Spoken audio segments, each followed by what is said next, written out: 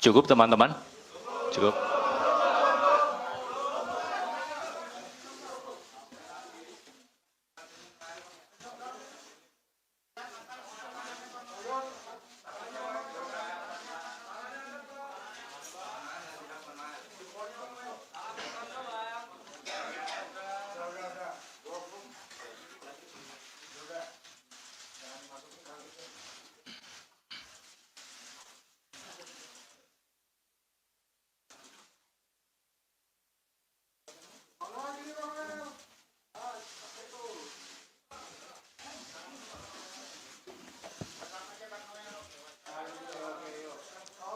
Sudah cukup? Cukup ya. Baik, terima kasih kepada Bapak Ibu. Silakan untuk kembali ke tempat.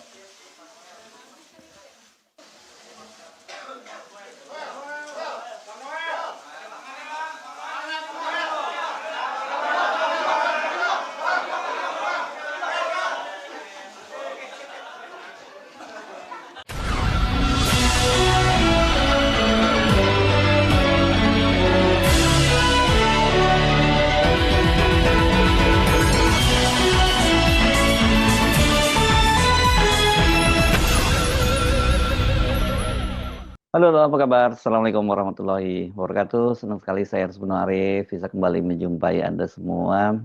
Semoga selalu dalam keadaan sehat walafiat dan tetap semangat. Akhirnya KPK menetapkan Wakil Menteri Tenaga Kerja Immanuel Ebenezer sebagai salah satu tersangka dalam pemerasan yang dilakukan terhadap para pekerja yang mencari atau ingin mendapatkan sertifikat K3. Ini keselamatan dan kesehatan dan keselamatan kerja. Selain Emmanuel Ebenezer, KPK juga menetapkan 10 orang lainnya menjadi tersangka dan salah satunya adalah Dirjen. Dan yang cukup menarik setelah ditetapkan sebagai tersangka oleh KPK, kepada wartawan Emmanuel Ebenezer menyatakan dia berharap agar diberi amnesti oleh Presiden Prabowo Subianto. Ini kocak banget ya apa yang dilakukan oleh Emmanuel Ebenezer ini.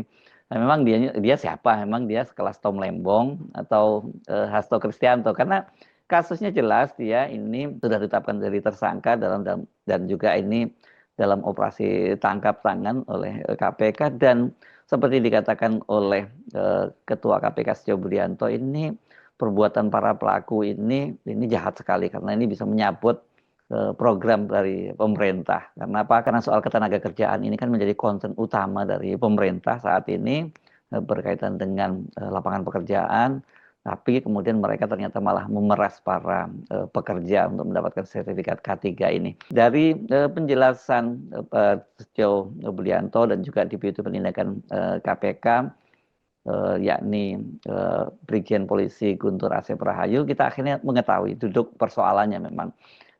Jadi kalau menurut Setio Budianto, ini peristiwanya memang sudah berlangsung cukup lama, artinya pemerasan terhadap para pekerja yang mencari sertifikat itu sudah berlangsung cukup lama. Tapi kemudian ketika Noel bergabung menjadi Wakil Menteri Tenaga Kerja, itu justru dia malah membiarkan praktek itu dan mendapat setoran itu. Dari penjelasan Setio Budianto kita juga mendapat gambaran tentang banyaknya kendaraan yang disita dan berapa jumlah kerugian para pekerja akibat diperas oleh para pejabat di lingkungan Kemenaker itu. Kita simak dulu ya pernyataan dari Setio Budianto. Ironinya, ketika kegiatan tangkap tangan, KPK mengungkap bahwa dari tarif sertifikasi K3 yang sebesar Rp275.000, tapi fakta di lapangan menunjukkan bahwa para pekerja atau buruh harus mengeluarkan biaya hingga Rp6 juta karena adanya tindak pemerasan dengan modus memperlambat, mempersulit, atau bahkan tidak memproses permohonan pembuatan sertifikasi K3 yang tidak membayar lebih tersebut. Biaya sebesar 6 juta ini 2 kali lipat dari rata-rata pendapatan atau upah atau UMR yang diterima para pekerja dan para buruh tersebut. Oleh karena itu, penanganan perkara ini sekaligus sebagai pemantik untuk upaya pencegahan korupsi pada sektor ketenagakerjaan yang lebih serius ke depannya, agar pelayanan publik dapat terselenggara dengan mudah, cepat, dan murah, sehingga tidak merugikan masyarakat sebagai pekerja atau buruh sekaligus mendukung peningkatan ekonomi nasional. Saya lanjutkan dengan penjelasan tentang kegiatan tindakan penyelidikan atau tangkap tangan yang sudah dilakukan oleh Kedeputian Penindakan. Yang pertama bahwa kegiatan tangkap tangan ini bermula dari laporan pengaduan masyarakat yang diterima KPK. Hal ini sekaligus sebagai bentuk kontribusi konkret dan dukungan publik dalam pemberantasan korupsi. Dari informasi yang dihimpun tersebut, pada hari Rabu dan Kamis, tanggal 20 dan 21 Agustus, tim KPK kemudian bergerak secara paralel di beberapa lokasi di wilayah Jakarta dan mengamankan sejumlah 14 orang, yaitu Saudara IBM, selaku Koordinator Bidang Kelembagaan dan Personil ketiga tahun 2022 sampai dengan 2025. Kemudian GAH atau GAH, Koordinator Bidang Pengujian dan Evaluasi Kompetensi Keselamatan Kerja tahun 2022 sampai dengan saat ini. SB, Subkoordinator Keselamatan Kerja, Direktorat Bina K3 tahun 2020 sampai dengan 2025. AK, Subkoordinator Kemitraan dan Personil Kesehatan Kerja tahun 2020 sampai dengan sekarang. IEG, Wakil Menteri Ketenagakerjaan tahun 2024 sampai dengan 2029. FRZ, selaku Dirjen Binwasnaker dan K3 pada atau sejak Maret 2025 sampai dengan sekarang. HS, Direktur Bina Kelembagaan tahun 2021 sampai dengan Februari 2025. SKP, Subkoordinator, kemudian SUP, Koordinator juga, kemudian ada TEM, ini adalah pihak PT, perusahaan jasa PT Chem Indonesia, kemudian MM dari perusahaan jasa juga PT Chem Indonesia, dan Direktur Bina Kelembagaan tahun 2021. Yang lainnya karena tidak terkait maka tidak dilakukan pemeriksaan. Selain itu, tim juga mengamankan barang bukti yang diduga terkait ataupun yang merupakan hasil dari tindak pidana ini, yaitu 15 unit kendaraan bermotor roda 4 dengan rincian 12 unit dari IBM, 1 unit dari SB, 1 unit kendaraan roda 4 dari SB, yang 12 unit tadi juga roda 4, kemudian 1 unit roda 4 dari HS, 1 unit roda 4 dari GAH. Kemudian 7 unit kendaraan bermotor roda 2. 6 unit kendaraan roda 2 diamankan dari IBM dan 1 unit kendaraan roda 2 diamankan dari IEG. Kemudian ada juga uang tunai lebih kurang sekitar 170 juta dan ada 2.201 US dollar dan beberapa pecahan lainnya. Barang bukti tersebut dari pihak-pihak yang diamankan dalam kegiatan tangkap tangan ini jumlahnya cukup banyak dan mempunyai nilai yang cukup tinggi. Hal ini relevan bahwa praktik dugaan pemerasan ini sudah terjadi sejak beberapa periode waktu sebelumnya, diperkirakan dari tahun 2019 sampai dengan saat ini. Jadi kalau penjelasan Setio Budianto tadi itu, ini memang jahat banget ya mereka ini. Karena untuk mendapatkan sertifikat itu kan, sertifikat K3 itu hanya 275 tadi kalau tidak salah ya kan. Dan mereka bahkan sampai dipungut 6 juta dan kalau nggak mau bayar ya tadi dipersulit seperti itu. Itu jelas tadi ya, jadi itu memang pemerasan. Yang kedua ini soal banyaknya kendaraan bermotor yang disitakan. Sebelumnya sempat dipamerkan itu ada 22 kendaraan bermotor, terdiri dari 15 kendaraan bermotor roda 4 dan kemudian 7 kendaraan bermotor roda 2, yang pada waktu itu banyak yang menduga bahwa ini semuanya berasal dari garasi di rumah Wakil Menteri Tenaga Kerja Noel atau Emmanuel Ebenezer ini. Ternyata dari mobil-mobil tadi itu bukan berasal dari garasinya Emmanuel Ebenezer, dan yang kemudian berasal dari garasinya Emmanuel Ebenezer tadi kalau tidak salah hanya satu buah sepeda motor gitu. Dan Emmanuel Ebenezer sendiri itu menerima aliran dana sampai 3 miliar, itu yang tadi dijelaskan oleh Setio Budianto. Bagaimana kronologinya? Nah, ini secara kronologi kemudian juga dijelaskan oleh Deputi Penindakan KPK Brigjen Polisi Gubernur Asep Rahayu. Perkara ini laporan daripada masyarakat, ya. Di samping itu kita juga kan sebelumnya menangani perkara RPTKA, mungkin rekan-rekan ingat ya, itu di Kementerian Tenaga Kerja juga, tapi itu untuk pungutan ke tenaga kerja asing. Nah, pada saat kita melaksanakan penanganan RPTKA ini, nah diperolehlah informasi dari rekan-rekan yang ada di sana, gitu ya, informasi kepada kami terkait juga ada pungutan-pungutan atau pemerasan dalam penerbitan sertifikasi K3 ini.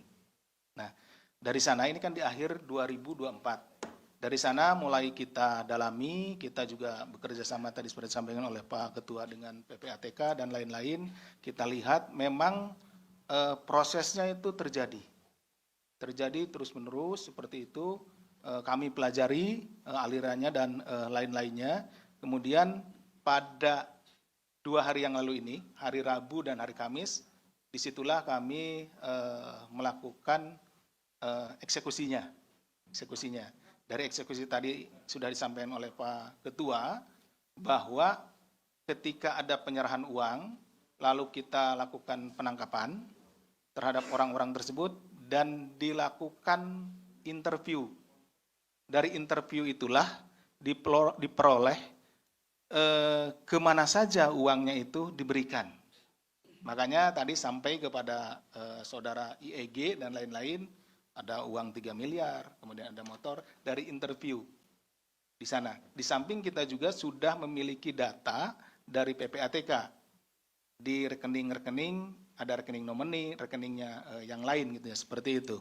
Nah, kemudian kita lihat juga bahwa aliran uangnya ada yang dibelikan kepada benda bergerak maupun tidak bergerak. Yang bergerak tentu bisa kita bawa sekaligus ya, mobil dan kendaraan roda 2 maupun roda 4. Yang tidak bergeraknya sudah kita catat juga, ada rumah, tanah, dan lain-lain. Jadi kenapa bisa cepat, tidak ada rentang waktu dari sekitar akhir 2024 sampai dengan kita melakukan eksekusi karena ada penyerahan. Memang penyerahannya ada yang tidak kita ketahui gitu ya, ada yang pas kita ketahui. Jadi yang Rabu ini pas kita ketahui, langsung kita eksekusi. Seperti itu kira-kira. Kemudian mungkin tadi yang belum dari Mas Umam, itu kenapa menggunakan pasal pemerasan gitu ya, Mas Umam, tidak menggunakan pasal suap. Tadi di awal sudah disampaikan oleh Bapak Ketua bahwa ada tindak pemerasan ini dengan modus memperlambat, mempersulit atau bahkan memproses, tidak memproses ya. Nah, itu perbedaannya. Jadi saat teman-teman buruh ini akan mendaftar ya untuk sertifikasi K3, itu sebetulnya syarat-syaratnya sudah lengkap nih. Syarat-syarat sudah lengkap. Jadi seharusnya itu diproses bisa gitu ya, langsung gitu ya. Tapi kemudian ini untuk melakukan pemerasannya tersebut digunakanlah tadi cara-cara memperlambatlah prosesnya. Padahal ini kan dibutuhkan cepat gitu kan, kemudian mempersulit, tambah ini, tambah itu, waktunya gitu dan lain-lain. Bahkan kalau tidak memberikan sejumlah uang, tidak diproses gitu, tidak keluar-keluar ini, seperti itu. Bedanya kalau suap, nah kalau suap si kelengkapannya itu si buruhnya itu tidak lengkap. misalkan ada persyaratan yang tidak lengkap, kemudian yang si pemohon ini nego, gimana caranya ini Pak supaya ketidaklengkapan saya ini diabaikan, lalu dia menawarkan sejumlah uang. Nah, si petugas menerima itu dan kemudian diluluskan. Nah, ini berbedanya di situ, perbedaannya. Kalau yang ini karena memang sudah lengkap, nah tapi dia melakukan pemerasannya dengan cara-cara 3 tadi, mempersulit, kemudian memperlambat, bahkan tidak memproses, sehingga si pemohon menjadi tertekan secara psikologis, dan dia juga kan perlu cepat gitu barangnya, dan dia tidak ada kepastian kapan ini bisa segera selesai. Itu mungkin tambahan dari kami. Terima kasih. Jadi sebenarnya sekarang ini cukup jelas ya bahwa dari konstruksinya benar memang bukan Emmanuel Ebenezer itu tidak menerima uang yang sangat besar, tapi tetap saja itu satu persoalan serius gitu. Dia menerima aliran dana 3 miliar, dan kalau dari kasus ini kemudian dia ingin mendapatkan amnesti dari Pak Prabowo, menurut saya ini konyol banget. Ini kocak lah, kita sebutnya kocak sekaligus konyol. Apa iya kemudian Pak Prabowo mau mempertaruhkan ini narasi dia yang sangat tegas untuk memberantas korupsi, dan kemudian demi untuk melindungi Noel itu kemudian dia menerbitkan amnesti. Kan dalam kasus amnesti dan abolisi dalam Thomas Lembong itu memang yang kita soroti soal Thomas Lembong. Kendati Thomas Lembong sudah divonis penjara 4,5 tahun oleh majelis hakim, tapi kan tidak ada sama sekali bukti bahwa ada kerugian negara, kemudian ada aliran dana, dan juga tidak ada niat jahat. Jadi dalam kasusnya Thomas Lembong itu terlihat sekali bahwa ya ini ada penyalahgunaan kewenangan hukum di situ, dan kemudian dalam kasus Hasto juga disebutkan seperti itu ya, kalau ini dia divonis 3,5 tahun penjara, ini lebih pada dendam politik dari Joko Widodo. Jadi ada motif itu pada Thomas Lembong dan kemudian juga Hasto Kristianto. Sementara pada Noel ini kan dia jelas menikmati uang yang diperas dari para pekerja. Jadi kalau kemudian dia berharap Pak Prabowo memberikan amnesti, menurut saya ini mengada-ada. Dan kalau kemudian Pak Prabowo juga memberikan amnesti, itu ya ini bisa berantakan semuanya. Ada beberapa hal yang tadi disampaikan oleh Noel. Satu, dia minta maaf kepada Pak Prabowo. Kedua, dia minta maaf kepada keluarga. Yang ketiga, dia minta maaf kepada masyarakat Indonesia. Yang berikutnya, dia menyatakan bahwa dia itu tidak di OTT dan dia juga tidak melakukan pemerasan, katanya. Kata dia itu narasi kotor.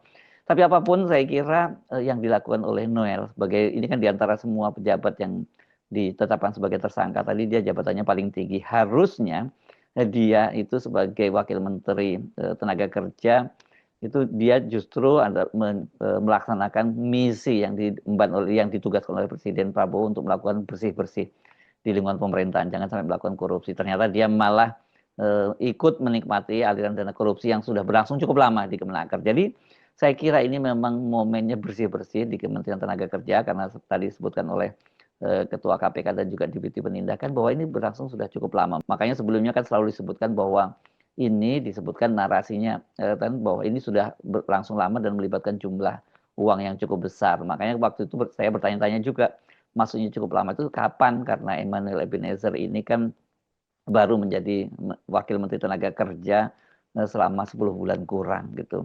Dan jumlah yang besar itu seberapa? Apa dia gerak cepat begitu jadi dilantik jadi Wakil Menteri Tenaga Kerja langsung ikut melakukan pungutan-pungutan atau pemerasan kepada para pekerja.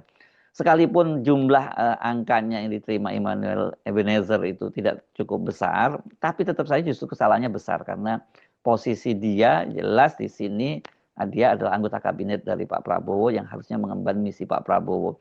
Jadi kalau Emmanuel Ebenezer berharap dia diberi amnesti, ini menurut saya yang boten-boten saja. Saya Arsbun Arif, sampai jumpa lagi. Wassalamualaikum warahmatullahi wabarakatuh.